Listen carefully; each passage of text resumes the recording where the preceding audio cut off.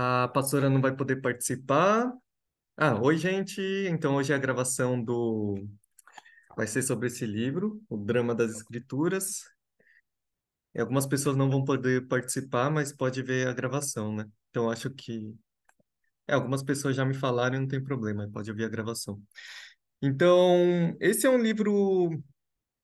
Ou Gil, Ana, Tereza ou Isaac, se quiser parar para fazer perguntas ou acrescentar alguma coisa, não tem problema. Mas só um resumo, então, das 8 até as 8h30. Esse aqui é um livro, então, que pretende fazer de uma forma narrativa, explicar toda a Bíblia, e eu acho que um dos grandes ganhos dele é, na verdade, conseguir encaixar cada parte da Bíblia nessa grande história do plano de Deus sobre em tudo, né? Em toda a sua criação. E então começa os primeiros capítulos, vai falar bem rapidamente, vai falar sobre a criação, queda, eu não vou entrar nessas partes. Acho que quase todo mundo viu isso aí. Criação, queda e depois começa a redenção, né? Que começa todo esse processo de redenção, principalmente lá desde Israel, na verdade começando em Abraão e vai indo, chegando em Israel, na formação do povo de Israel. E aí vem os juízes e reis e os profetas e no meio disso temos os livros dos Salmos e dos Provérbios, etc.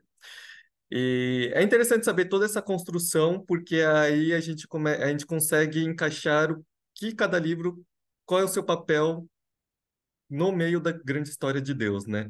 Então, se a gente não tem isso, esse cronograma ou toda essa mensagem de Deus na nossa cabeça, a gente corre muito perigo de cair, por exemplo, em alguns problemas, que é ler Lamentações ou ler Salmos, desconectado de todo o plano de Deus e fazer interpretações que não tem nada a ver com o que a Bíblia se propunha, né? Então, hoje a gente vê muita gente pegando Salmos e aplicando na vida como se fosse algo mais místico, né? Como está na Bíblia, eu aplico em questões de ganhar dinheiro, que Deus está falando isso, né? Então é bem comum isso acontecer. Então chegamos no interlúdio, aí eu quero começar o resumo a partir do interlúdio, né? O interlúdio, ele na verdade é bem interessante. Na verdade, eu acho que tinha que ser algo que a gente tinha que estudar bastante a fundo. Porque então a gente tem Malaquias, o último livro do Antigo Testamento, e pula 400 anos, mais ou menos, e chegamos no Evangelho e parece um outro mundo, né? Então a gente terminou com os profetas de uma forma, e agora a gente entra no Evangelho, Jesus chegando e os discípulos, e parece que aconteceu tudo, uma mudança drástica, e a gente não entende muito bem o porquê aconteceu isso, né? Então, alguns exemplos, por que que agora a gente está falando tanto de demônios, né? Tanto de expulsão de demônios, e lá no Antigo Testamento a gente quase não fala disso, né? E aí, de repente, surgiam os fariseus, surgiram os saduceus, os essênios. E quem que é esse João Batista? Por que que ele come gafanhotos? Por que que ele é tão importante, né? Então, parece que tem um gap muito grande aí. E aí, então, o livro ele começa aqui. Eu não estou achando meu interlúdio aqui.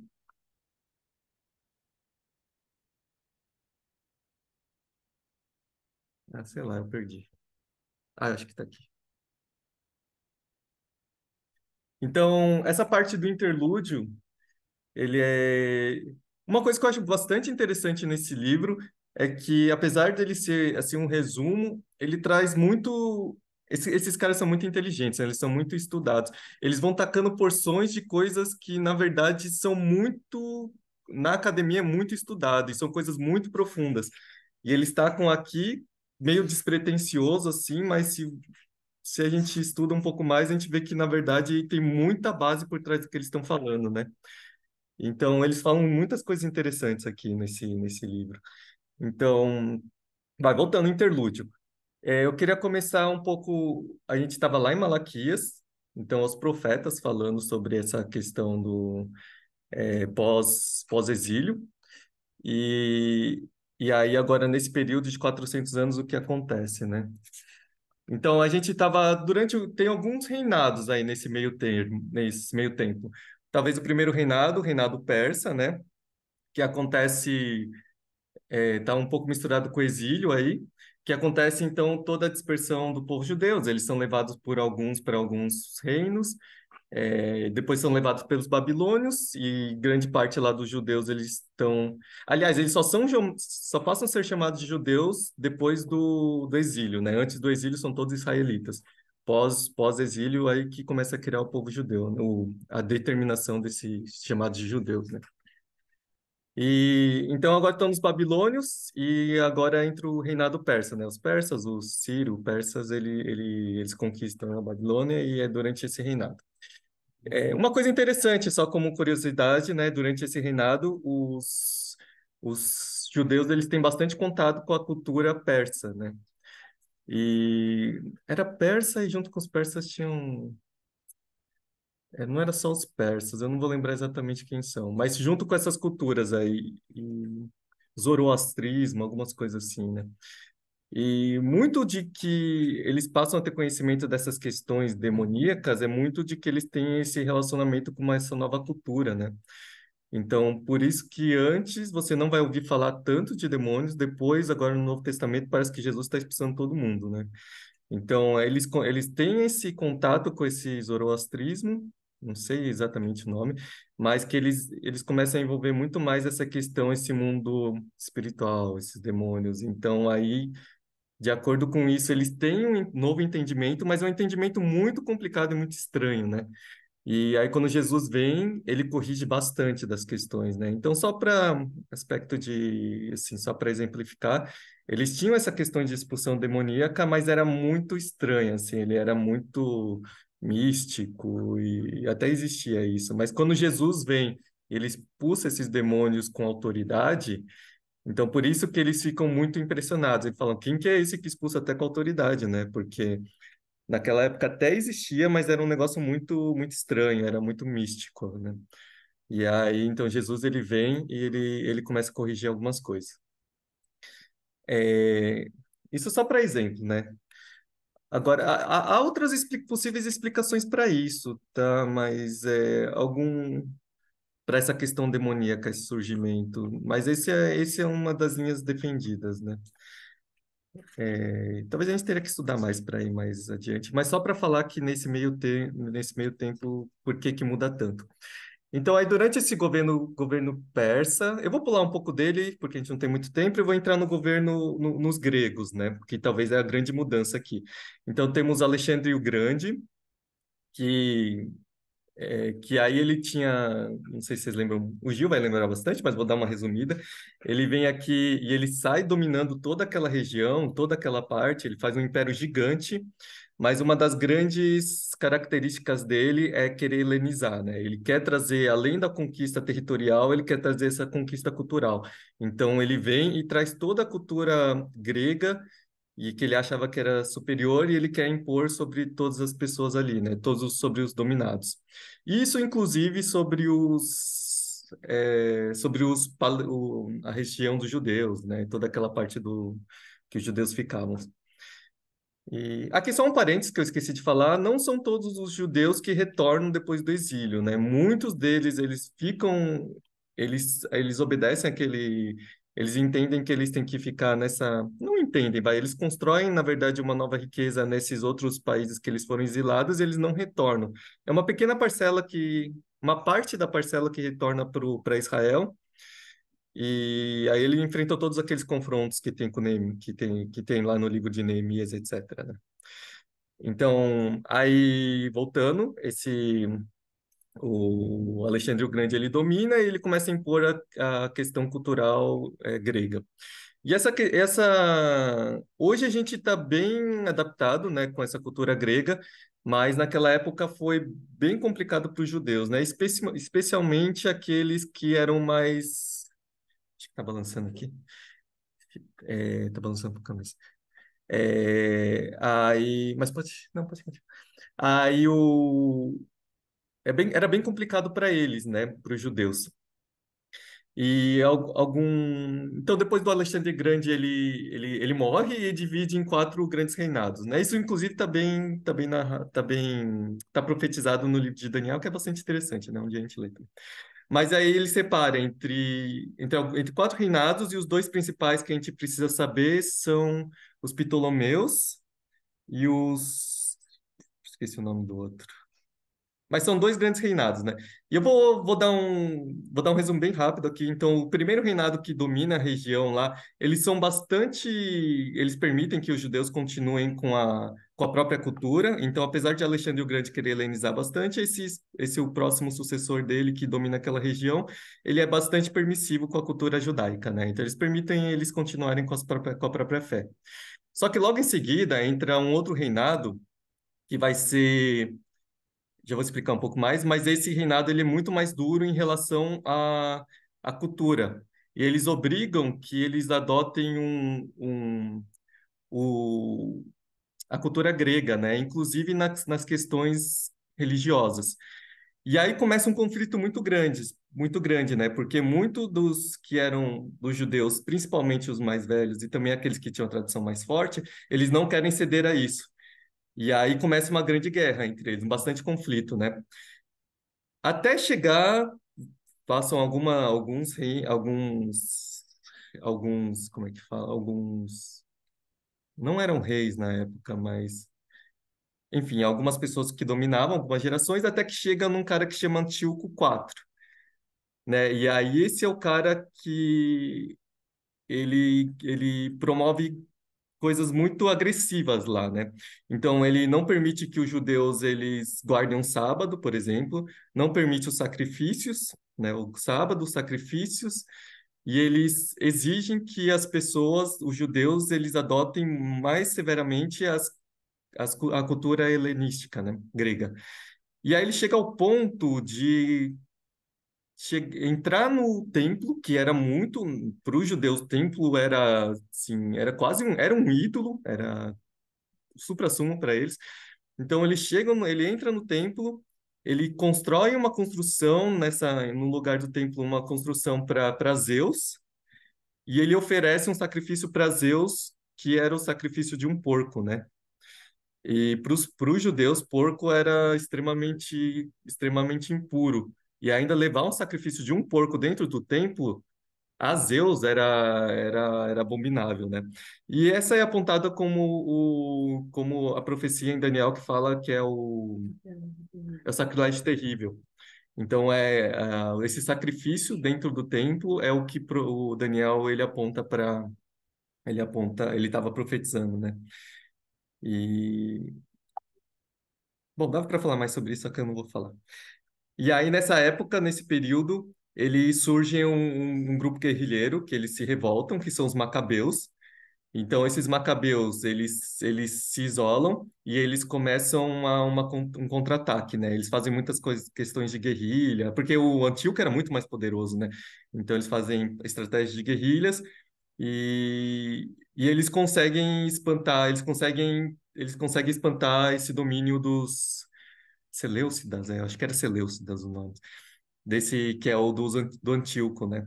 E ele consegue espantar por cerca de 100 anos. Então, eles conseguem essa proeza de espantar e conseguirem ficar livre desse domínio por cerca de 100 anos, mais ou menos. É nesse período que surgem os fariseus. Então, os fariseus eles vão surgir nessa época. É nesse período que eles queriam se manter mais puros e tava toda essa questão dos antigos. Ah, deixa eu fechar esse.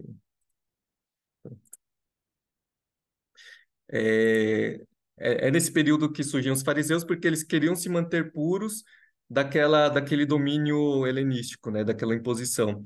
Então, durante essa época surgiam os fariseus e também surgiam os zelotes, né?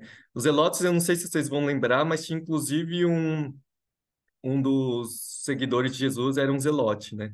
Então, qual era a proposta dos zelotes? Os fariseus, acho que a maioria conhece, mas os zelotes, a proposta deles era fazer uma revolta por meio da força.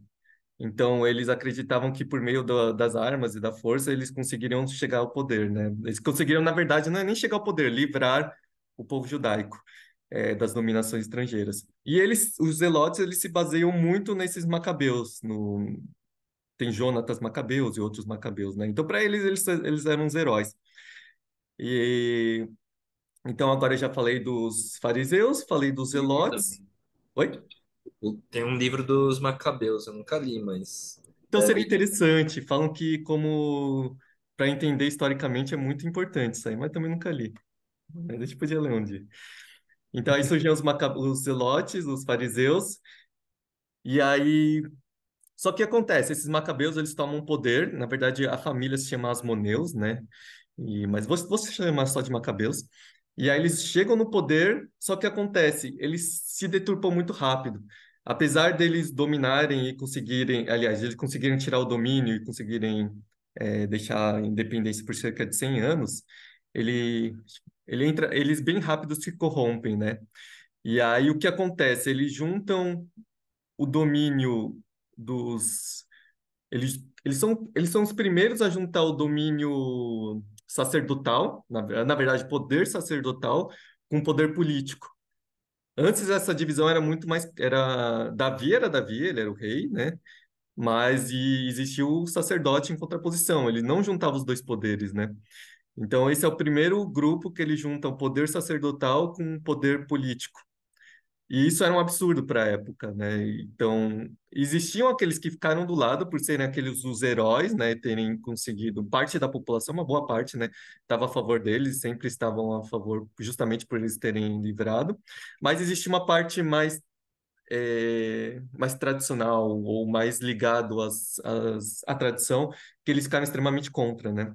Justamente porque eles não tinham essa herança de Davi e mais a herança sacerdotal para ele conseguirem juntar esses dois poderes. E também era bizarro isso.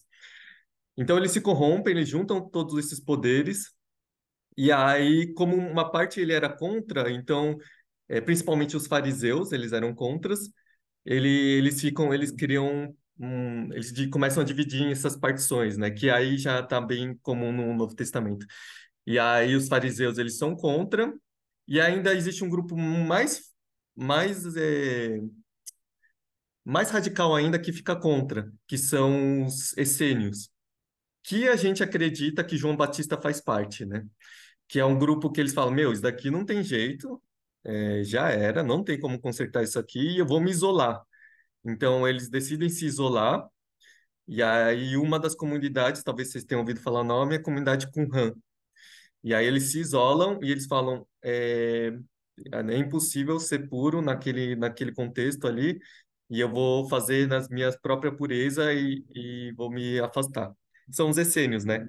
Então aqui a gente já fala dos fariseus, a gente fala dos zelotes e fala dos essênios. Três grupos que eram bastante conhecidos na época. E esses essênios, ele, assim, apesar de uma ideia interessante, assim, eles queriam se evitar, mas eles começam a criar várias interpretações bem diferentes, assim, interpretações confusas, estranhas, assim, e eles têm as próprias profecias, eles têm os próprios entendimentos, eles acreditavam na vinda de dois messias e várias coisas, assim, né, as próprias interpretações do Antigo Testamento. Então, esses são os grupos que estão, os essênios são os grupos que estão lá no deserto e que por isso que a gente vai ver João Batista vindo do deserto e é meio parecido, né? O que é interessante, né? João Batista, que é provável que Jesus ele fala que é o principal, o maior vindo de mulher, ele era um essênio, né? É bem interessante pensar nisso aí. Provavelmente essênio, né? Não tem, nem todo mundo concorda com isso, né?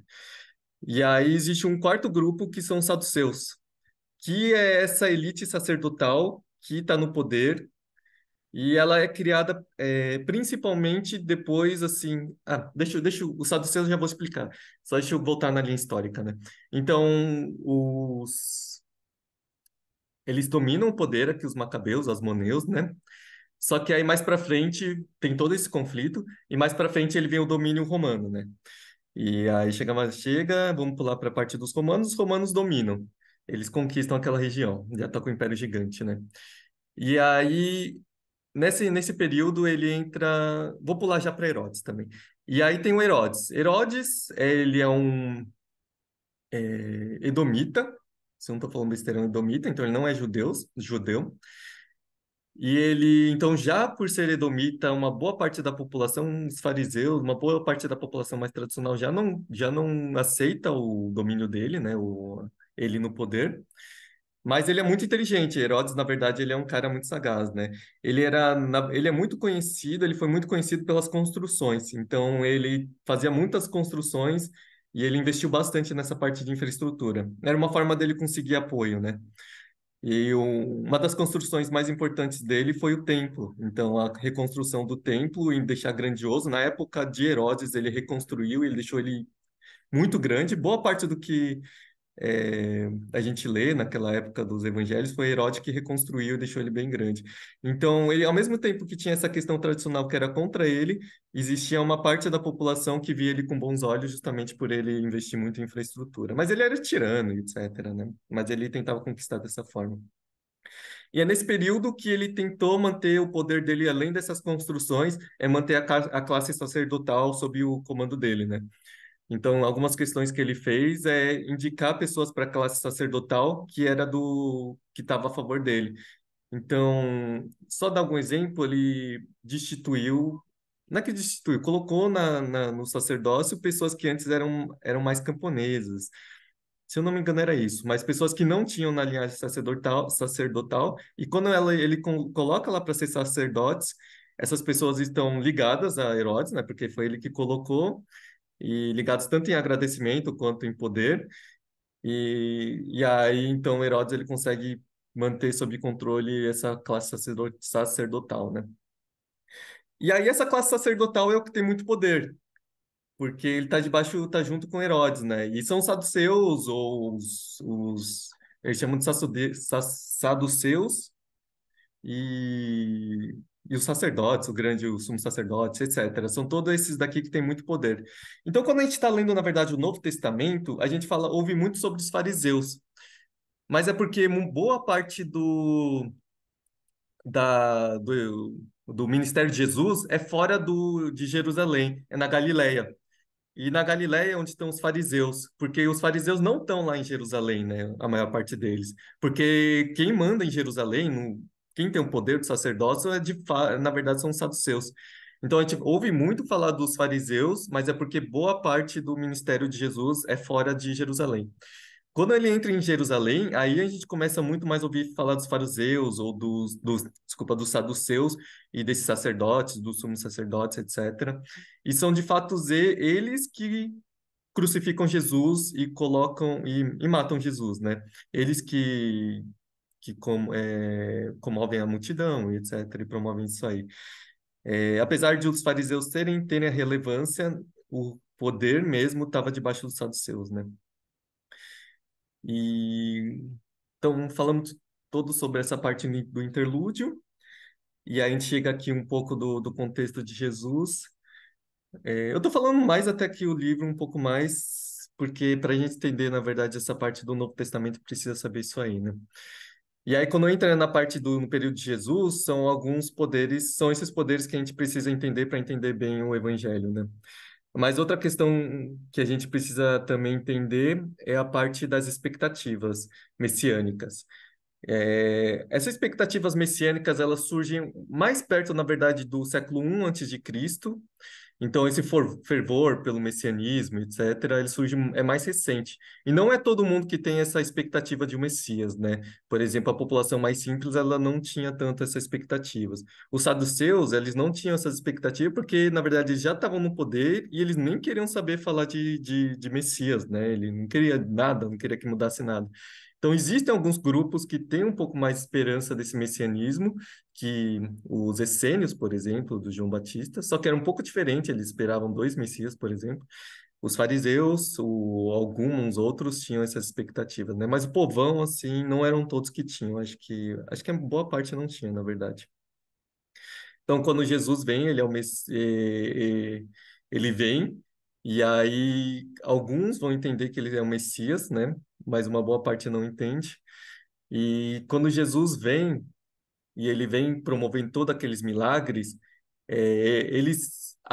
agora eu vou entrar no grupo que entendia, já esperava o Messias, esses que esperavam o Messias, na verdade, ele esperava ele como um salvador, como um libertador, né, das questões dos domínios.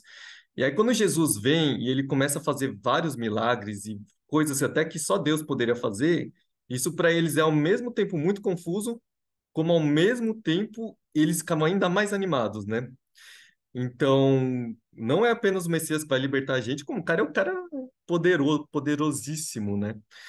E aí, quando Jesus começa a falar sobre a morte dele, sobre o sacrifício dele, eles ninguém entende nada, assim, Pedro não vai entender nada, nenhum discípulo vai entender nada, porque não cabia dentro do entendimento deles o Messias que fosse sofrer, né? E para eles era uma contradição, não existe a possibilidade de um Messias sofrer, né? Então, quando ele começa a falar sobre isso, ninguém entende nada, e quando de fato Jesus morre, por isso que todos eles se afastam, porque não fazia sentido para nenhum para eles isso aí. E aí, quando Jesus vem e ressuscita, muitos deles eles ficam assim, eles ficam muito animados, mas eles, por exemplo, Tomé, ele duvida muito porque se Jesus ressuscitou, então tudo que Jesus falou era verdade, né? Então, ele é Deus, né? Jesus era Deus. Ele ia falar sobre muitas outras coisas. E aí, quando eles de fato veem que Jesus ressuscitou, ele consegue ver, e os discípulos veem, eles começam a relembrar todos os ensinos de Jesus, que na verdade eles estavam entendendo esses ensinos de Jesus a partir das expectativas dele. Mas agora que Jesus ressuscitou, agora eles têm que rever todas as expectativas deles, eles entendem que eles estavam errados no entendimento deles. Jesus fala sobre sofrimento, sobre sacrifício, sobre lavar os pés, sobre doar a própria vida, e aí eles começam a voltar em tudo que Jesus disse, e agora tem um entendimento mais correto, né, sobre as questões. E agora eu vou e aí, enfim, não consegui falar quase nada, mas assim, então só dois pontos importantes a partir da leitura do que a gente vai ler das cartas e até do quando a gente lê as cartas e lê Apocalipse, é que Jesus ele já iniciou o fim dos tempos, então o fim dos tempos já começou. Então, quando a gente fala muito sobre o fim dos tempos, entendimento da época dos discípulos, e etc., até das cartas, o fim dos tempos já foi iniciado por Jesus, né? E ele é um, e o fim dos tempos e o reino de Deus já foi iniciado por Jesus. E o reino de Deus, ele se inicia com a vinda de Jesus. Na verdade, já vem um período de Deus já vindo trazendo o reino de Deus, mas o ápice, o início, assim, o ápice mesmo, plenamente, é com Jesus. Então, a gente já está, o reino de Deus já está aqui, mas ele se concretiza apenas lá no Apocalipse, né, no fim dos tempos. No fim dos tempos, na glória, enfim, na segunda vinda de Jesus. Desculpa, o fim dos tempos já iniciou também, e ele se estabelece lá na Nova Jerusalém, né? E esse é um resumo, tinha bastante coisa para falar, na verdade. Apocalipse é muito interessante também, a gente pode falar um pouco mais para frente. Mas esse período do interlúdio e é todo esse contexto do Novo Testamento que ele fala um pouco aqui, e ele fala bastante coisa interessante, né? Se vocês puderem ler mais para frente. Ele fala um pouco sobre Atos aqui, mas eu acho que não tem tanto assim para acrescentar. Na verdade, o que é mais interessante é a vinda do rei e a parte da volta do rei, né? E Atos e todas as cartas estão aí no meio, né? Então, vou parar por aqui. Esse é o resumo, né? Enquanto a gente vai esperando as outras pessoas entrarem, se alguém tiver alguma dúvida ou acrescentar alguma coisa, aí fica à vontade. Senão, a gente espera eles entrarem.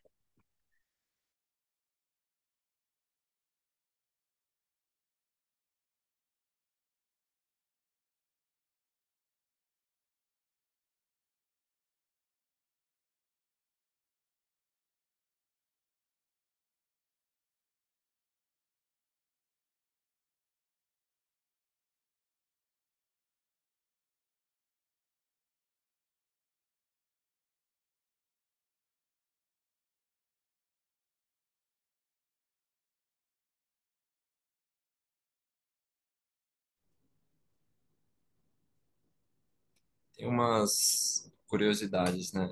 Acho que o livro não enfatiza muito, mas olhando assim historicamente, acho que essas intervenções de Deus, elas ocorrem geralmente quando surge uma cosmovisão muito diferente da que Deus propõe e muito disseminada, né? Sei lá, o Egito era o maior império da época, né? E Deus vai construir a história a partir da libertação do povo daquele, daquele império. E aí na época de Jesus também, né, tem essa cultura bem disseminada, né, que é totalmente oposta, né, ao conceito da criação de Deus, tal, e do que Deus tinha proposto. E no final dos tempos também, né, tipo, o anticristo, ele é um tempo de dominação, dominação cultural, né, vários paralelos. Uma coisa interessante tem a ver com essa cosmovisão aí, né? Eu esqueci de falar, os judeus daquela época do templo, né? Eles quase idolatravam o templo. Na verdade, eles idolatravam o templo. Esse é o motivo que, um dos motivos de eles ficarem muito bravos com Jesus, quando Jesus ele entra em Jerusalém, ele vai falando muito contra o templo, né? Esse templo vai ser destruído, vão construir em 3 dias. Muito das parábolas ali perto da morte dele é sobre o templo. E quando Jesus ele fala sobre a destruição do templo, por isso que gera muita revolta, assim, né? Que eles idolatravam aquilo ali. E aí, quando também o motivo como é que é o nome? Daquele que foi apedrejado lá na frente, o Estevão. Estevão, ele ser apedrejado foi essa questão do templo também, né? Todo aquele discurso que demora vários capítulos gigantes, o grande ponto que ele estava indo era contra o templo, né? Então, uma das questões que Jesus estava corrigindo naquela época e os discípulos também era essa idolatria do templo, né? Essa cosmovisão aí de entender que eles se apegavam muito ao templo, né? Essa questão, né, da religião, né, do templo, e tem a questão da política, né, do rei, que é desde lá do Êxodo, Deus conduzindo o povo, ele mesmo, né, como rei, e depois o povo pede um rei, né? E aí desenrolar toda da história, os reis falham, aí Jesus vem e a gente continua querendo um rei, né, humano para conduzir o povo. A gente continua, né? Nossa, a gente faz tão mau uso da Bíblia, né? Já vou adiantando, uma das minhas aplicações é uma das consequências de não entender muito bem esse drama da Bíblia, é ler passagens isoladas e começar a fazer essas besteiras, né? Esses coachings, teologia mais coaching, essas envolvimento com política também, né? De esperar um rei, assim. Tem várias questões, assim, né? Que a igreja tá caindo. Se a gente vira meio fariseu, se a gente vira meio saduceu, a gente começa a misturar Deus com política, né? Ou Deus com religião. As coisas estão tudo errado. Acho que vamos começar então. Susan, você quer falar alguma coisa?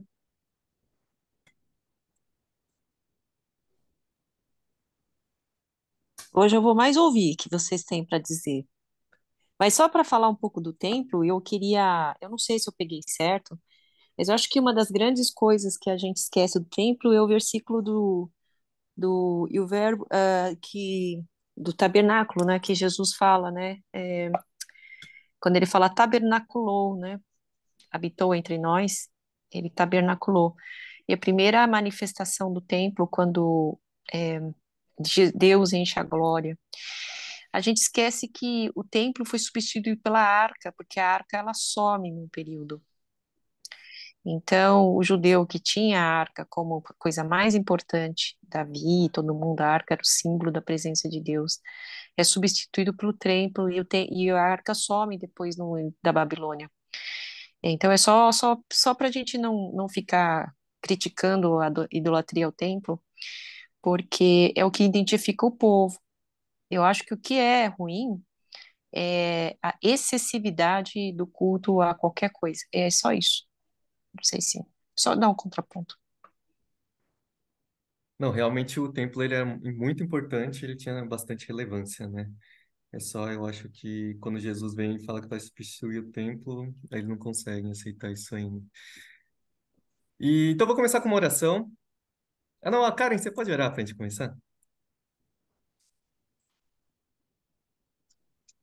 Senhor nosso Deus, ó Pai, nós te louvamos, nós te glorificamos, nós te agradecemos, Senhor, porque tu, Senhor, é tão bom para conosco, Senhor. Te agradecemos, Pai, por todas essas bênçãos, de ter nossas vidas, Senhor, cuidadas por ti diariamente, Pai. E agradeço essa oportunidade de estarmos aqui reunidos com os irmãos para conversarmos sobre essa leitura tão importante, que o Senhor nos dirija, que o Senhor nos oriente, nos ensine cada vez mais através desses estudos, dessas leituras, Senhor, para que possamos, Senhor, ser usadas por Ti para abençoar outras vidas e glorificar ainda mais o Teu santo nome, Senhor Deus. Pai, é o que nós te pedimos, te agradecemos, no nome santo de Senhor Jesus. Amém. É, algumas pessoas não puderam participar, mas elas queriam estar aqui, mas estão de ouvintes. Não, aliás, vão ouvir o vídeo depois, né? Então, na verdade, quase todo mundo queria participar, né? Alguns estão como ouvintes, então eu só vou chamar as pessoas que conseguiram ler e não precisam se preocupar quem está como ouvinte, né? Eu acho que somos nós aqui que estamos com a câmera aberta. Então, o Tauê queria participar também, ele falou que talvez estaria em cirurgia, talvez ele entre mais tarde também. Então, são duas perguntas, né? A primeira pergunta era qual é qual é o tema do livro, né? E já vou deixar aberto, então, além de qual é o tema, o que isso... Não entrar na aplicação ainda, mas o que te chamou mais atenção? O livro tem muita informação, né? Mas assim, o que te acrescentou mais, chamou a atenção, qual que é o tema central? Dá pra ir por aí, eu acho.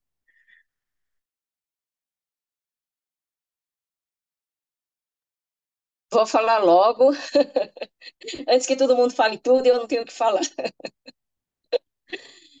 Acho assim, realmente é um drama, né, das escrituras.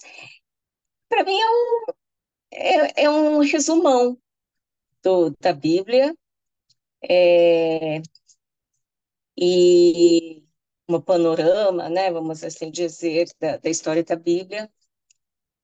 E o interessante, assim, que às vezes quando a gente lê só uma parte da Bíblia, um versículo, um livro, realmente você não tem a noção de um todo. E aí acho que o propósito é esse, é de você se afastar um pouco, ver a paisagem de longe, né, de tudo que está acontecendo,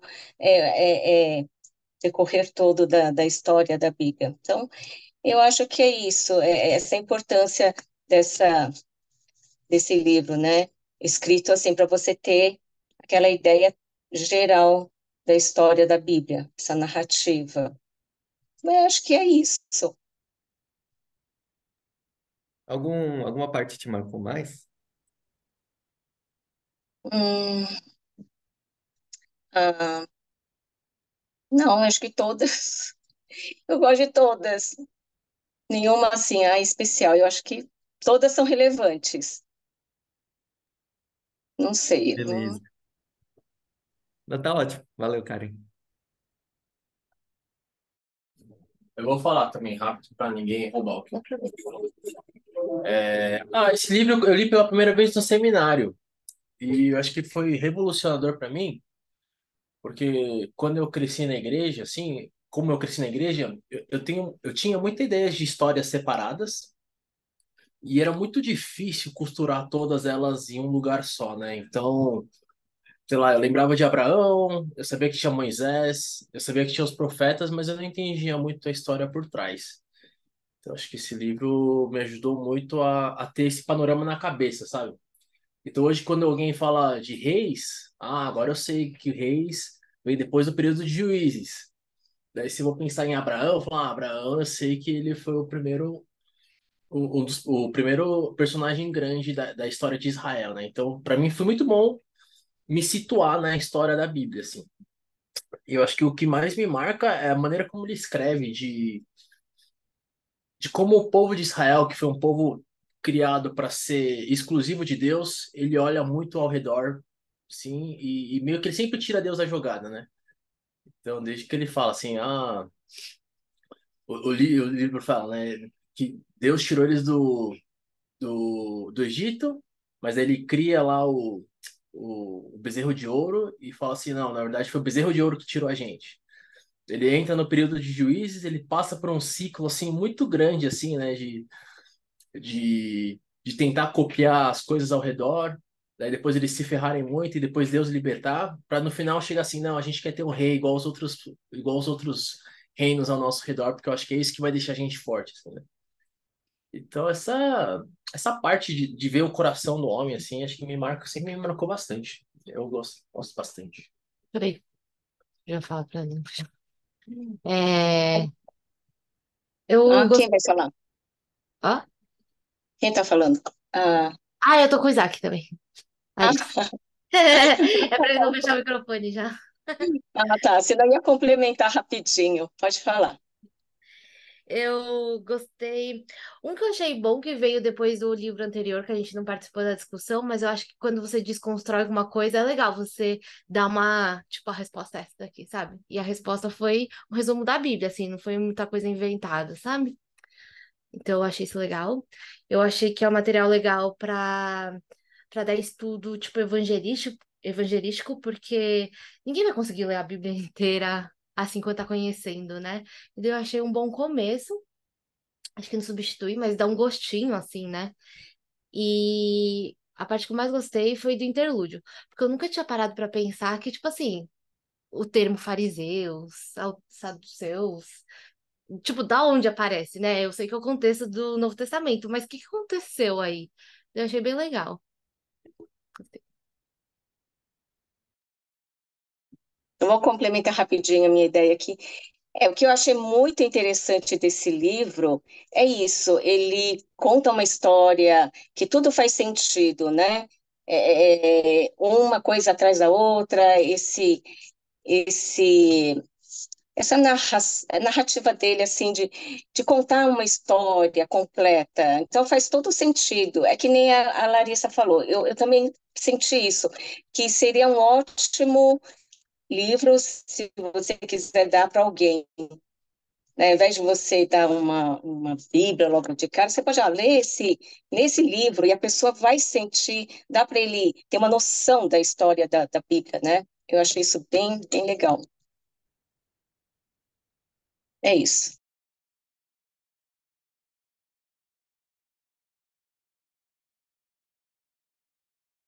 Eu acho que eu concordo bastante nessa parte do. É um bom livro, de repente, introdutório, né? O primeiro acesso, assim. Talvez. Mas eu não sei se a pessoa conseguiria ler sozinho. Eu acho que uma leitura junto, assim, talvez um grupo, alguma coisa assim, com algum acompanhamento. Mas eu acho muito bom. É uma das propostas que eu lembraria para a Susan mais para frente, que é da teologia bíblica. Seria usar esse livro aqui. Mas eu teria que fazer. Tenho que desenhar melhor a ideia.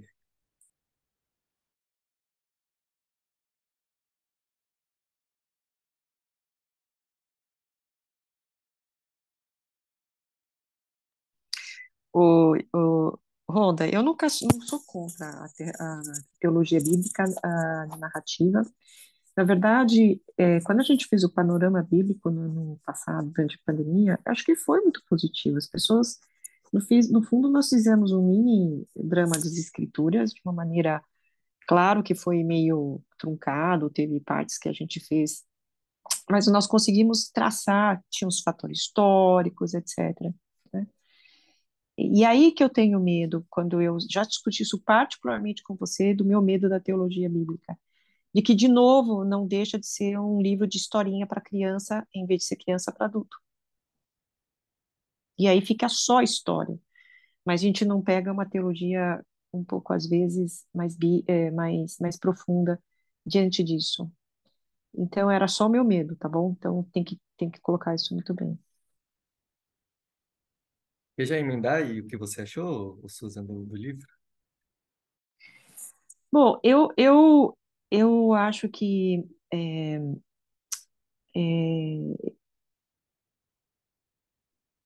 uma vez eu ouvi uma pregação de um pastor, achei muito interessante. Eu acho que o drama das escrituras, em se chamar o drama, eu acho que a Bíblia não é um drama, não é um conto. Parece drama, parece um teatro, né? Parece que nós estamos lidando com uma tragédia, uma saga, um édipo. Não. Eu acho que a Bíblia é um grande livro de romance. E como todo romance tem tragédias, tem amor, tem ódio, tem raiva, a briga de casal, cospe para cá, briga para cá, depois dá beijinho. Então, para mim, a Bíblia é um grande livro de amor. Eu não colocaria drama da escritura, falaria que é o grande amor da escritura. E fala para mim de uma maneira de um Deus que foi desprezado pela coisa que ele mais ama, e aí conta a história de busca de uma redenção. Eu traria dessa maneira. Mas uma coisa muito interessante, se vocês forem perceber, são frases muito curtas. Paulatinamente, né? Nós vimos que o grande sacerdócio que nós temos é do rei, do profeta e, e do sacerdote, né? E quando Deus dá para Adão o papel de sacerdote, de domínio, de rei, e também o que eu falei, profeta, né? Porque ele que leva as coisas de Deus de palavra de Deus para as pessoas. Que interessante que aos poucos, quando Deus cria, essa função é distribuída para o seu povo. E olha só que interessante. Então, quando o pecado entra, Adão é desfeito daquele seu maior grande papel, dos três papéis que ele tem. Qual foi o primeiro papel que a gente perde? A do sacerdócio. Ele é dado para Moisés. E depois o segundo papel que é desfeito, por isso que é tão difícil. É como se a humanidade foi tomando todas as coisas daquele primeiro mandato que Deus dá, dos profetas, do rei, o reinado é tirado. E depois vem os profetas. O profeta, você vê que assim, gradualmente. E aí, de novo, nessa grama da escritura, eu acho que isso que é bonito. Que quando essa função dissipa, e é por isso que há tanta confusão, no final ele se reúne de novamente no papel de sacerdote, profeta e rei em Cristo Jesus. Então, eu colocaria todo essa coisa também paralelo à história de Deus procurando um Salvador, buscando a história de amor, mas também o papel que Deus dá para o primeiro Adão, ele volta finalmente a Cristo Jesus. Era isso.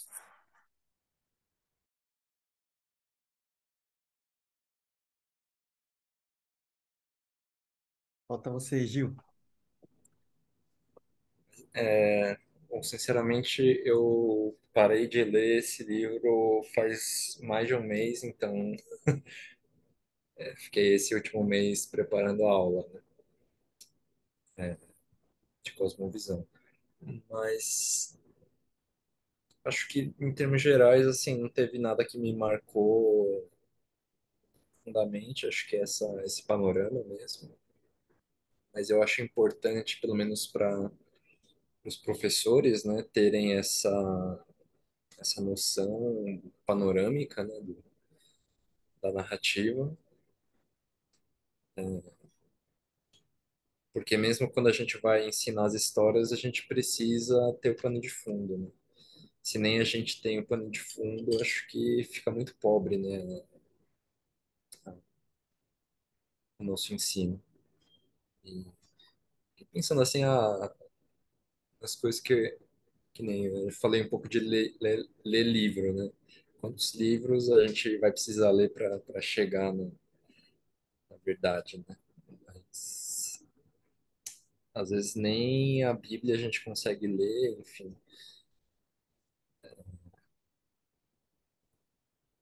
Acho que a gente tem um papel muito importante nisso, né? Então, acho que o que a igreja tem acordado é capacitar pelo menos os professores a ter essa capacidade, né?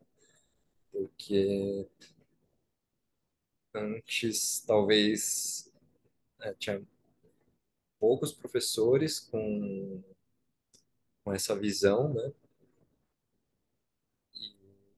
Todo o restante ficava à mercê, né? Conforme a gente vai capacitando mais gente, mais pessoas a olharem de um jeito mais panorâmico, nós mesmos aprendemos, né? E a gente consegue alcançar mais gente também, eu acho. A gente vai estar mais preparado para responder as perguntas, para crescer também.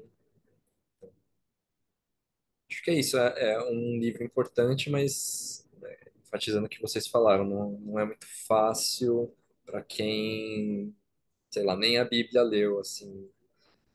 Então, eu acho importante para quem está querendo realmente ter esse panorama e se empenhar em ensinar, porque não é só os conceitos, né? Acho que antes de ter mesmo a Bíblia impressa e disseminada, as histórias eram passadas de boca em boca, né? Então, acho que a própria cabeça das pessoas eram feitas a partir de narrativas. E hoje em dia a gente não tem isso, né? A gente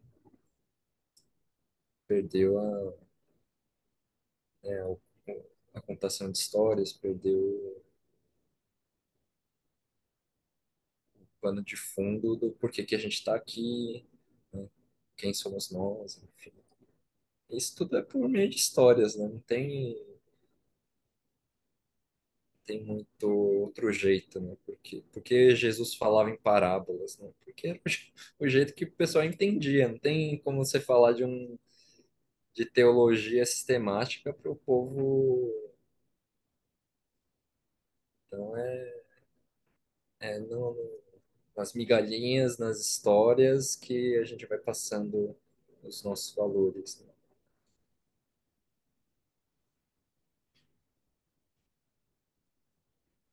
Valeu, Gil. Então, eu acho que vou deixar meio aberto, então, agora cada um fala o que achar a respeito disso, pensando talvez puxando para aplicação, né? A aplicação da vida, talvez a aplicação para a igreja. E aí pode que quem quiser falar, fala. Se a gente terminar mais cedo, não tem problema também. E bom, vou deixar mais aberto aqui.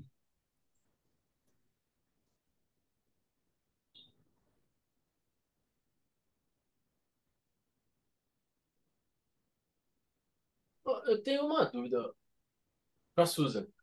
Ô, Susan, você acha que, assim, o seu medo que você falou é que talvez isso deixe no... Fica uma teologia mais rasa, né?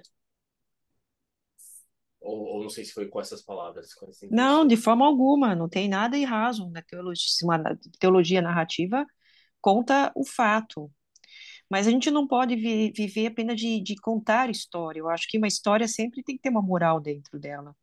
Eu Uhum. adoro mitologia grega, mas eu tenho medo que a história da Bíblia se torne mais uma, não é mitologia, uma historinha que a gente conta para a criança do Jonas, se a gente não consegue passar o que tem de trás disso. Fica uma história muito historinha. Entendi. Tem uma crítica de algum grupo que eu acho que não precisa ser tão radical, de que tem que banir todas as Bíblias para criança, porque fica historinha só de crianças, né? E a gente acaba não conseguindo entender um contexto. Eu não chego a ser tão radical, tá? Então, pelo amor de Deus, eu não tenho crítica alguma no contexto disso, tá bom? Não, é porque eu penso que, eu acho que talvez o que me ajudou muito a teologia narrativa foi colocar, talvez, as importâncias, eu acho que reorganizar o grau de importância das coisas, assim, da maneira, pelo menos, como eu enxergava, como eu lia a Bíblia, né? Então, um exemplo, assim, que eu não sei se vai ser muito bom, mas talvez, antes de eu ler isso aqui, eu ficava Eu acho que eu deixava uma moral muito elevada de um jeito desequilibrado, né, Suzana? Eu não tô falando que a moral não é importante. Mas, por tá? exemplo, eu ficava pensando, nossa, Adão, quando será que Adão e Eva pecaram? Foi quando eles estavam pensando em comer do fruto? Foi quando veio o pensamento de, não, nossa, acho que a gente vai comer o fruto e a gente vai desobedecer a Deus. E eu vejo que hoje isso já não é tão importante se comparado com o que aquele fruto representa, né? Então eu acho que talvez ele ajuda bastante a gente a colocar as importâncias, a reorganizar as importâncias das coisas, né? Entender um pouquinho, tá, tem certas perguntas que a gente faz para a Bíblia que elas não são perguntas boas, mas que através da teologia narrativa, eu acho, ela ajuda a gente a fazer perguntas melhores pro texto, né?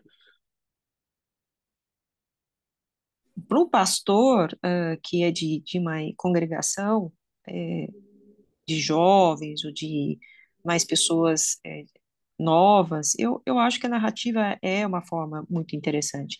Inclusive, tem um livro que vocês podem, agora o seminário tem André Rank, ele tem vários livros sobre né, os deuses, o povo, o Israel, nós, os outros, sei lá, esqueci o nome, eu tenho os livros aí. E eu acho que estudar a história para entrar o contexto da Bíblia é o que a gente faz, porque senão a gente vai para Israel. Uhum. Para entender o contexto, para entender onde que era as cidades. Eu não tenho nada contra isso, mas, como sempre, a gente vai ter todos os tipos dentro da igreja. Eu sempre falo com o Lucas Rondas, 70% das pessoas vão para a igreja para ser consoladas. Elas buscam pronto-socorro espiritual. Ah, meu marido me trai, ah, bati o carro, eu não tenho dinheiro para pagar. As pessoas querem consolo. Desses 30%, alguns têm um certo desenvolvimento de entender uma teologia mais narrativa mesmo, concordo. Mas tem 5% ou 2% que gostam de uma teologia mais profunda. E a história de saber se o pecado entrou antes, entrou depois, é uma discussão interessante. Eu acho que tem teologia para todo mundo. E tem grupo para todo mundo. E é isso. E tempo também, né? Tem tempo para cada um. E infelizmente tem uns que vão ficar a vida inteira. E tem umas pessoas loucas, que nem Honda, que está fazendo teologia, né? Então, e gosta de ficar lendo livros loucos, Bauman, pô, cara, que coisa chata. Vai passear na Disney, meu. Sabe? Então, eu acho que tem gente para todos os estilos. Eu adoro a discussão sobre o que é molinismo. Eu amo, mas eu sou 0,1% da igreja, eu sou louca. Mas tem gente para isso, entendeu? Eu acho que tem coisa para todo mundo, tá? Então não me entenda mal. Eu só não quero que a teologia narrativa seja a única teologia que a gente sabe propagar. Era isso. Me entenda muito bem o que eu quis dizer, tá? Mas daí, de termos práticos, eu acho que talvez num discipulado, assim, talvez aprofundar biblicamente as coisas, acho que é muito, muito importante. Senão, é muito difícil costurar Faz todas as histórias num lugar só e entender. sentido é quando a gente faz paralelos com outras histórias, eu acho. Que nem a gente já falou, não sei se foi o encontro passado, a gente falou de anime, de mangá. A Susan que na conversa. Quando você tem o panorama, né, do drama, você consegue fazer pontes com qualquer história, né? Então, e isso é uma ponte, né? Porque sempre vão ter histórias envelopadas de um jeito ou de outro que a gente pode fazer o link, né? Então, sei lá, para os jovens pode ser esse tipo de história, para os velhos talvez seja outro. Se a gente tiver o contexto geral, a gente vai conseguir sempre apontar para a Bíblia, para Jesus, né?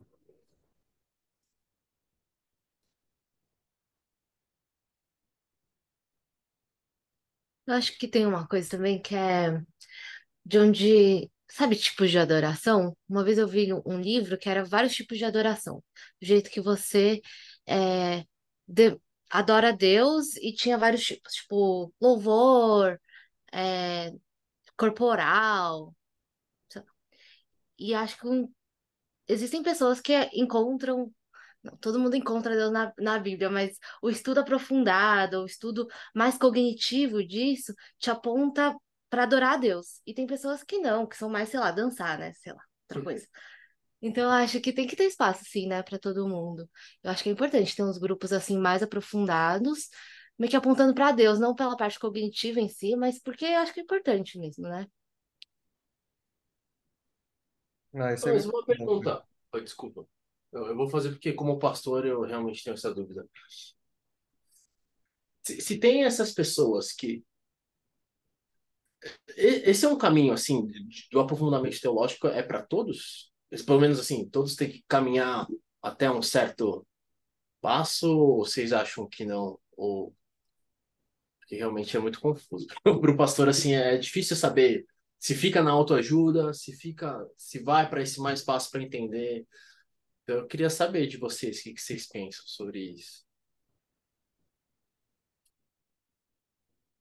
Isaac, eu nunca tenho filhos, mas se eu tivesse filhos, e tivesse 8 filhos, eu acho que cada filho tem uma característica, né? Eu vou colocar da minha família para você ver como é que é. Meu tio mais velho da minha mãe, são 9 irmãos, né? Ele era jornalista, altamente culto. Meu segundo tio, terceiro tio, foram professor de colégio. O meu outro tio fez mestrado em Havaí há 70 anos atrás. E foi por isso que ele mudou para os Estados Unidos. Autodidata em piano. O meu quarto tio foi um motorista. Ele não quis estudar. Foi um motorista é,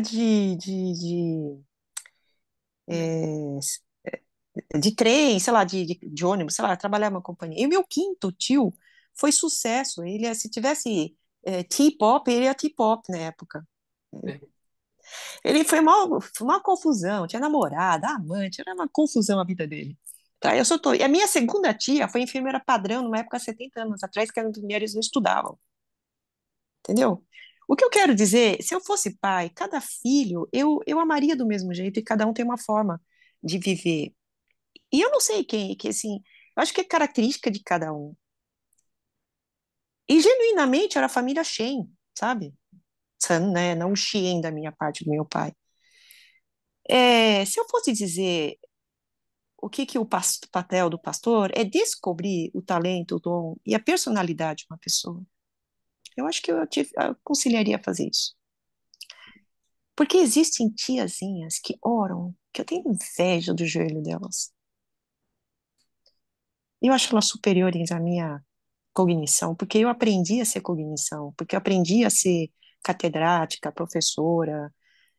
Se eu estou escrevendo um artigo agora, tem que entregar para publicação. É isso que eu fui treinado. Então, minha vida é essa, mas eu não me sinto melhor do que a tiazinha que ora. E tem um poder de oração muito mais forte que eu. Mas não despreze aquelas pessoas que sabem conhecer a Deus cognitivamente, porque é a minha forma de amar a Deus. Entendeu, Isaac? Uhum. Uhum. Eu penso bastante sobre isso em relação aos meus pais, né? Hoje meus pais, eles não conseguem ir para a igreja, né? Então eu me preocupo com como eles estão crescendo, né? E eles são bem diferentes, assim, na forma, né? Assim, só adiantando, me preocupo um pouco mais com meu pai, mas vez ou outra, assim, Deus dá uns sinais bem legais, assim, né? Mas, enfim, só vou explicar. Então, minha mãe, ela, Deus fala dela de uma maneira, assim, bem legal. Ela é muito simples, ingênua, assim, e ela gosta muito de ler a Bíblia, né? Então, ela naturalmente lê muito a Bíblia, ela vai procurar atrás, e, eu começo a falar sobre teologia, claro, mais simples, ela se interessa, né? Ela fica procurando vídeo no YouTube, acha um monte de besteira, de vez em quando acha umas coisas boas ali. Aí é legal, assim, né, essa busca. Mas, por outro lado, meu pai, assim, ele nunca gostou de ler, e não é a Bíblia, não consigo fazer, ele também já nunca leu nada, não é a Bíblia, não é agora a Bíblia que ele vai começar a ler, né? Mas de tempos em tempos a gente consegue fazer um devocional junto, né? Mas eu me preocupo um pouco mais com ele, mas às vezes eu oro para Deus e eu pergunto, será que ele entendeu tudo? Será que ele tá crescendo mais com Deus? com o Senhor. E vez ou outra ele mostra algumas coisas bem legais, né? Então, por exemplo, o meu pai, ele outro dia, ele tá como corretor agora, e ele tá ganhando, assim, tá numa época boa, e ele faz questão de dar todo o dízimo, assim, do que ele ganha, né? Assim, ele faz questão, fala, ó, tô dando tudo que eu ganhei, eu tô dando. E aí eu falo, assim, para ele chegar nesse nível, ele tem que ter entendido alguma coisa de que a vida dele é para Deus, né? E não foi um entendimento de que eu vou dar para ganhar, né? Não, eu dou porque Deus me fez alguma coisa, eu tô dando em agradecimento, assim. E aí ele tá entendendo de alguma forma que eu não sei. Vez ou outra ele fala algumas coisas bem legais também, assim, né? E da maneira dele. E aí eu com a minha cabeça, que eu tenho minha cabeça para meio nerd, assim, eu acho que as pessoas têm que ler a Bíblia, entender muito, não sei o quê. E aí eu fico me questionando, fico orando para Deus, será que meu pai conheceu? Porque ele não tá tanto quanto que nem minha mãe.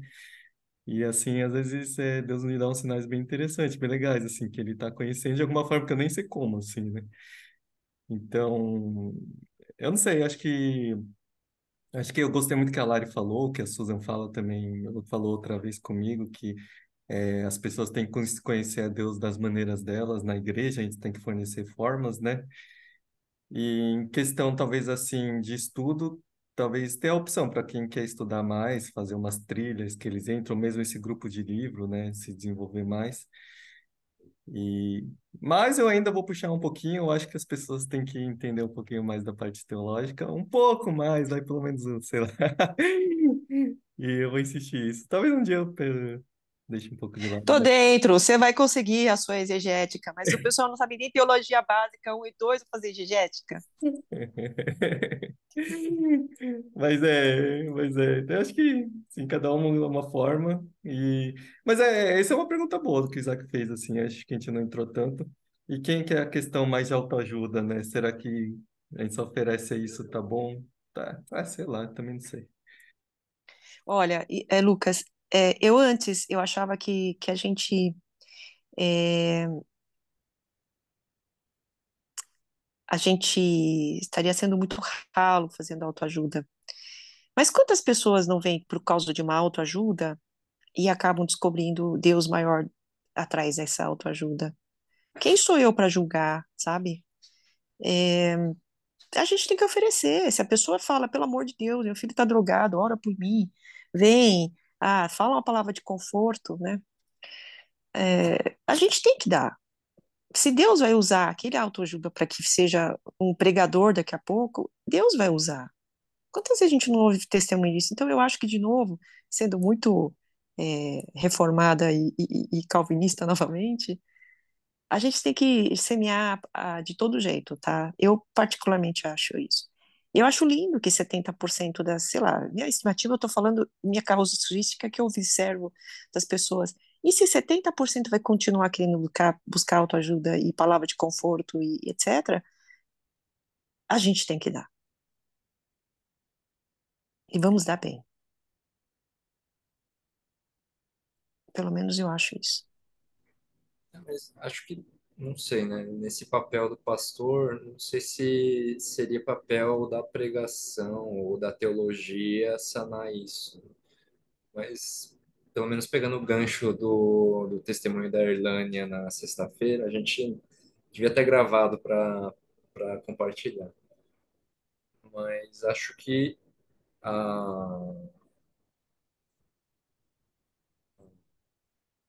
entendimento da igreja como um corpo que dá esse cuidado, né?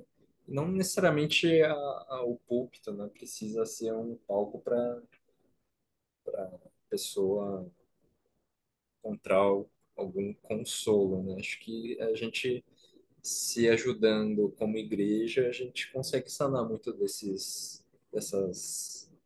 necessidades, né? Sei, é que para o pastor sempre tem muitas demandas e talvez às vezes fique perdido, né? Mas não sei, acho que é uma responsabilidade grande. Claro que vai ter pregações que vão ser mais de autoajuda, mas não sei, eu acho que a gente eu sinto pelo menos necessidade mais de confronto e exortação do que de consolo. Acho que a gente cresce mais dessa maneira e o consolo a gente encontra através das amizades, da comunhão, da oração, enfim. Pelo menos o meu jeito de enxergar. É, eu vejo muito o papel da igreja mesmo. Tem gente que tem dom de ensino, tem gente que gosta de estudar. Eu acho que tem que usar isso, né? Passar para quem não gosta. Mas do outro lado, eu acho que uma igreja presbiteriana vai acabar chamando pessoas de algum perfil. Então, acho que isso vai acontecer naturalmente, assim. Hum, e eu acho que o papel da igreja é passar teologia, assim, mais do que autoajuda, do que qualquer outra coisa, assim. E talvez acreditar que a Bíblia, ela vai curar, assim. Que, tipo, ela tem, né, o poder de Deus vai fazer as coisas e a gente não precisa ficar inventando muita coisa, sabe? No sentido de deixar mais agradável, mais atraente, né? Isso que a gente está estudando no livro do Francis Chan. Você acaba fazendo várias coisas para atrair pessoas, mas na verdade isso que segura as pessoas na igreja e não de fato se encontrar com Deus ou conhecer a Deus, né? E não é por aí. E eu acho que um papel do pastor talvez seja de eu acho, né? Eu penso. Só quero definir autoajuda, tá, Larissa e Isaac, para vocês não acharem que eu sou pedir mais cedo, tá? R$ 10 que você vai conseguir a pedaço da chave para o céu, não é isso. O que eu quero dizer autoajuda é prover o consolo, que eu acho que é essa palavra que o Gil quis dizer. Na igreja presbiteriana, espero que a gente não tenha, aleluia, irmão, vem aqui que a gente vai abrir a porta do céu para você, tá? Então, é esse contexto que eu quero dizer. Mas eu digo uma palavra muito mais de, né, de olhar no olho, passar a mãozinha na cabeça, o papel de um, acho que daquela ideia do pastor de ovelha mesmo, né? Tá com fome do comida, nesse contexto que eu quis dizer, tá bom? Senão tá gravado, vai parecer que a gente tá querendo aleluia, né? Então, não é isso que eu quis dizer, tá bom? E a segunda coisa que eu quis dizer também é que isso não implica a pregação. Eu falo, o papel do pastor é que muitas vezes você vai orar com uma viúva que naquele momento ela está desesperada e ela precisa de uma palavra de consolo. Então, é nesse contexto que eu quis dizer, né? Você vai orar com um menino que o pai morreu de câncer, e você vai dar aquelas palavras que. Mas, de qualquer maneira, é isso que eu quis dizer como autoajuda, não no sentido pejorativo, por favor, tá Não, bom? sim. Só redefinir Não, isso. mas autoajuda eu tava entendendo, tipo assim, uma pessoa, ela tá com um familiar doente. E daí, nesse momento, bate o desespero e eu procuro a igreja muito uma barganha, assim, tipo, eu vou na igreja e quero que Deus cure, né? E a gente é humano, eu acho que todo mundo faz isso. Mas daí ela vai na igreja, encontra uma teologia que fala sobre esperança, que fala sobre vida eterna, e isso muda a perspectiva dela, sabe? De um jeito espiritual mesmo. Então, é a teologia que curou ela, sabe? É a teologia que deu a resposta. E não do tipo, sei lá, outra coisa, né? Não, acho que a cura entra dentro da igreja também, mas é, não é assim, tudo bem, ela vai ficar bem, só, sabe? Tipo, uma coisa assim meio. Acho que a teologia em si, ela traz esse consolo, essa mudança de perspectiva, né? Foi nesse Concordo sentido 100 que eu quis dizer. 100% com você, Larissa. Quem salva e quem salva e quem faz toda a obra é o Espírito de Deus e a palavra de Deus. Mas apenas somos instrumento, né? Então, eu concordo com você.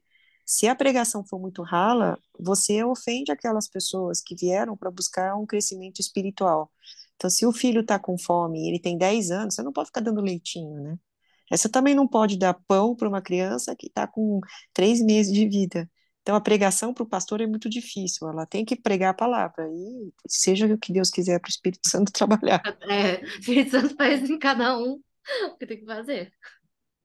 Mas eu acho que é importante no culto, assim, como pastor, função assim, pastor no púlpito, não um pastor relacionamento, é, de ter zelo pela teologia, assim, sabe? Se alguma coisa está desandando, eu acho que é o lugar da posição oficial ser mostrada, sabe? Eu É penso. uma necessidade não é só, né, do pessoal que é intelectual, vamos dizer. Eu acho que a minha diarista, ela ia numa igreja neopentecostal, né? E aí ela tava desanimada, tá? Eu falei, ela mora em Heliópolis, né? Falei, ah, tem uma igreja no Cambuci, chama Casa da Rocha, vai lá. E aí ela foi, ela tá curtindo muito. Ela falou assim, nossa, eles pregam a palavra. E É. para ela é uma revolução, né? Porque na igreja neopentecostal ninguém prega a palavra, fica lá gritando e esperneando, mas ninguém prega a palavra. Então, né, não, acho que não são só as pessoas, vamos dizer, cultas que estão em busca, né, são pessoas com um coração mesmo de buscar a verdade, de ter mais profundidade na busca com Deus, né? Querendo ou não, né? A Irlânia também falou na sexta-feira, né? Ela ficou esperando lá, putz, será que esse pessoal é uma seita? O que que eles vão falar? Aí quando abriram a Bíblia, começaram a ler, assim, ela ficou mais tranquila. Mas é isso, acho que a gente acaba atraindo, né? E o próprio Google Search lá, o search da Igreja Presbiteriana já vem com essa conotação. Não necessariamente uma pessoa culta, mas uma pessoa que está buscando a palavra e não as bagunças em outros lugares. Ah, eu acho que outra coisa que tem mais a ver com o livro, né? Eu conversei um pouquinho com a Linda sobre o Ministério de Homens. Eu achei muito interessante a resposta dela, né? Ela falou assim, Isaac, acho que a gente tem que tomar muito cuidado em só tentar mudar o comportamento das pessoas. A gente tem essa tendência na igreja a achar que se o comportamental tá bom, todo o resto tá bom, né? E se a pessoa não consegue atingir o comportamental, ela desiste. E ela falou que é muito importante nos encontros a gente se lembrar do que o pecado causou em nós. E é por isso que o nosso estado de hoje, ele é devido ao pecado, né? Se a gente quiser ser curado disso, a gente precisa voltar a Deus. E para isso a gente vai ter que, eu acho que talvez mudar muito da nossa mentalidade para conseguir chegar na presença de Deus e aceitar o que ele tem pra gente, né? Então eu achei muito legal que eu acho que talvez essa, pelo menos a teologia narrativa, né, nesse livro, ele deixa muito claro o nosso estado, né? O porquê que a gente age de certa maneira, por que que a gente tenta ser o dono do nosso próprio umbigo. E eu acho que é sempre bom, assim, nos nossos ministérios, a gente relembrar, né, da queda, da criação, queda, redenção e consumação, né? Então eu acho que é. E assim, a gente foi assistir uma palestra dela sobre pais e filhos. E ela chega falando já assim, por que que vocês são pais ruins? Porque o pecado entrou na vida de vocês. Sabe? Porque vocês não conseguem colocar Deus em primeiro lugar. E você começa a querer a distorcer tudo, né? Que seu filho seja bem sucedido, que ele vá bem nas escolas e tal. E no fundo a gente esquece que o nosso filho foi feito para adorar a Deus. Então acho que é muito legal isso também. A gente sempre ter essa teologia bem enraizada em tudo que a gente faz, né?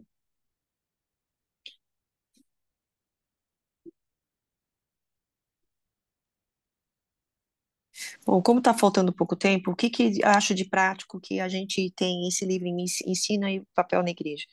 Primeiro, o livro pode ser utilizado em um aspecto positivo para mostrar que Deus é um Deus coerente, que tem uma história, um enredo. Eu acho que a palavra é enredo da Bíblia aí, que 66 livros não caíram do céu e foi juntado por um bando de louco. Então, eu acho que essa é a primeira coisa. As pessoas que têm dificuldade, elas podem ler o livro para entender que Deus tem um enredo na história e que nós fazemos parte desse papel. Acho muito importante a gente entender que eu e vocês aqui, todo mundo, faz parte desse enredo de Deus.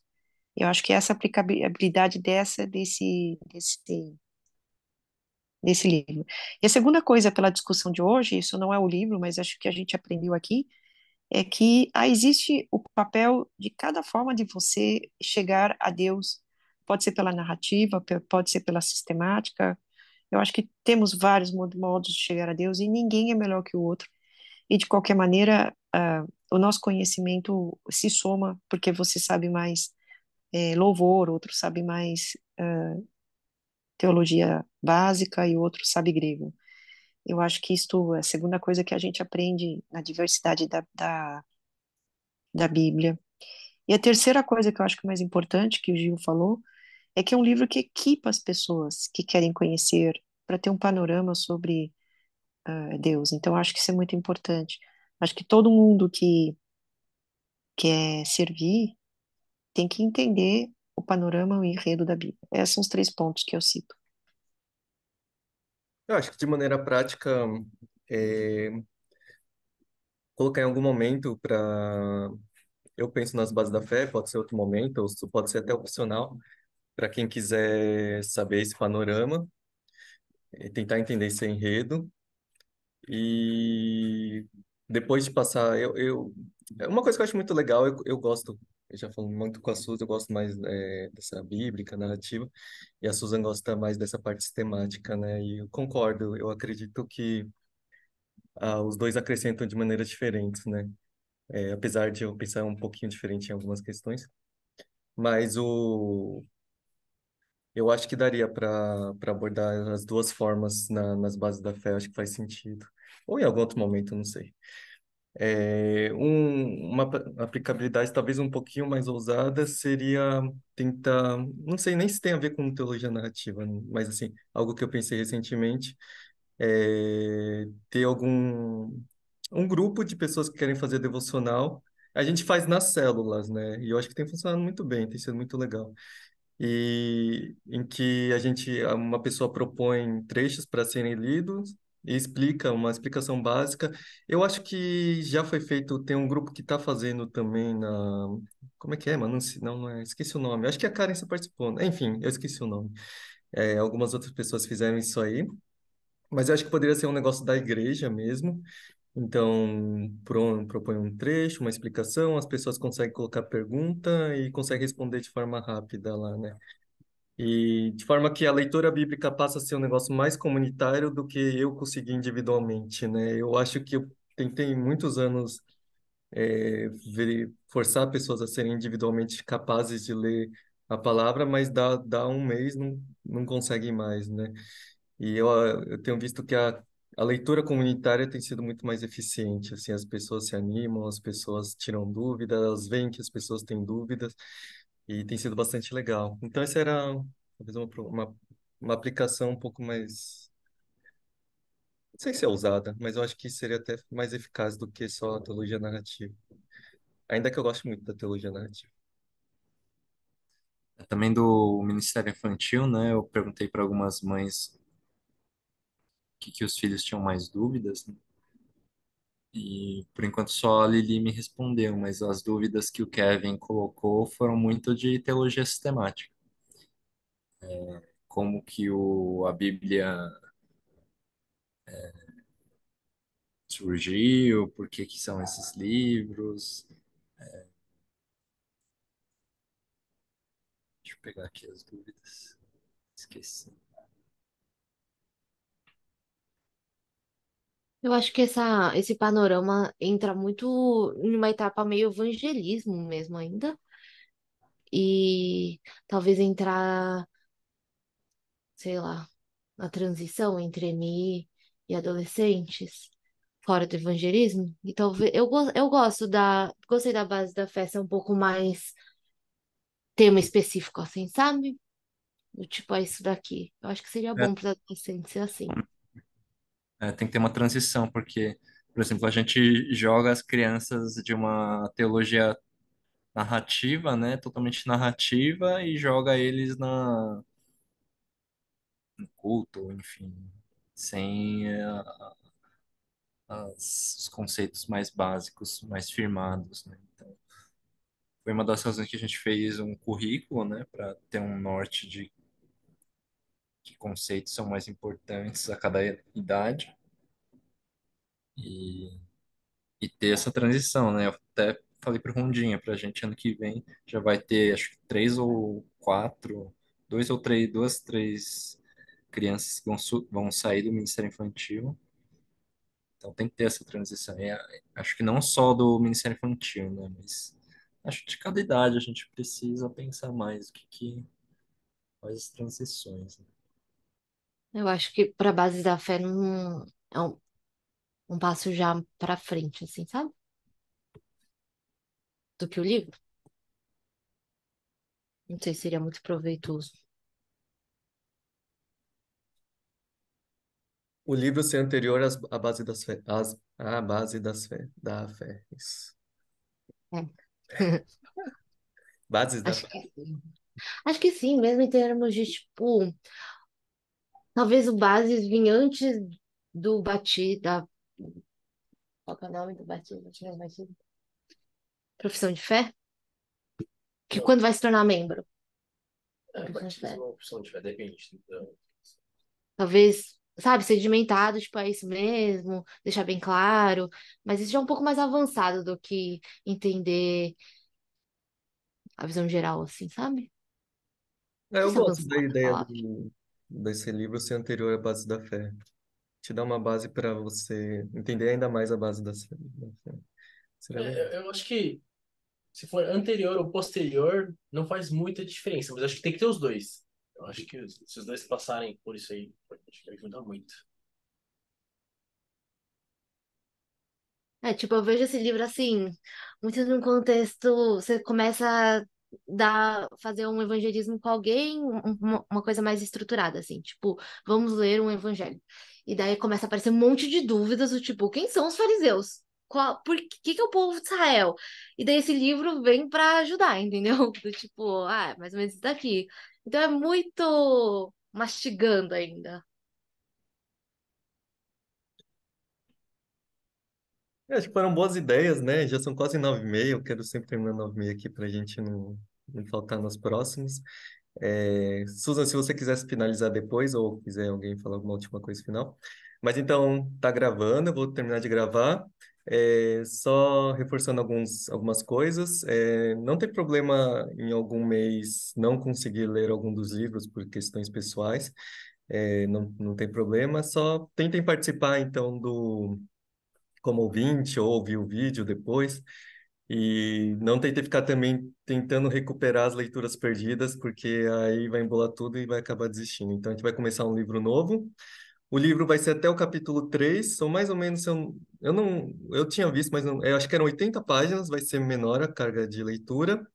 Mas o Ito, ele comentou que esse livro foi um dos livros que marcou a vida dele. Então, eu nunca li esse aí, mas eu acho que vai ser interessante, vai ser boas expectativas isso aí. Susan, se você quiser terminar, falar alguma coisa. Vou terminar perguntando quando é que é o próximo, dia 11/12 mesmo? 11 do 12. A gente pode deixar mais pra frente, se quiser. Não, não, só quero saber onde 12, tá? Só para confirmar, já deixa gravado, todo mundo saber que é dia 11 de dezembro, tá certo? Tá Beleza. bom.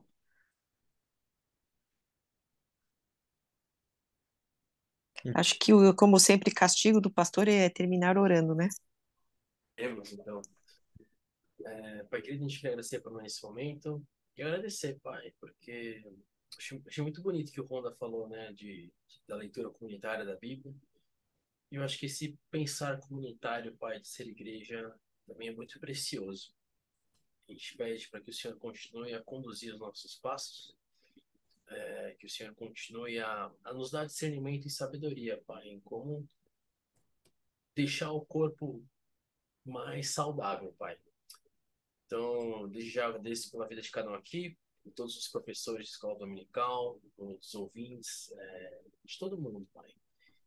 E nós pedimos pela capacitação do Espírito Santo para estar, assim, levando a mensagem do Evangelho para todos da nossa igreja, Pai. Não só levando, mas que eles também possam estar se firmando cada vez mais e amadurecendo. É o que nós pedimos e agradecemos, em nome de Cristo, amém. Amém. Amém. Valeu, gente. Valeu, Obrigado. Boa gente. noite. Boa noite. Boa noite.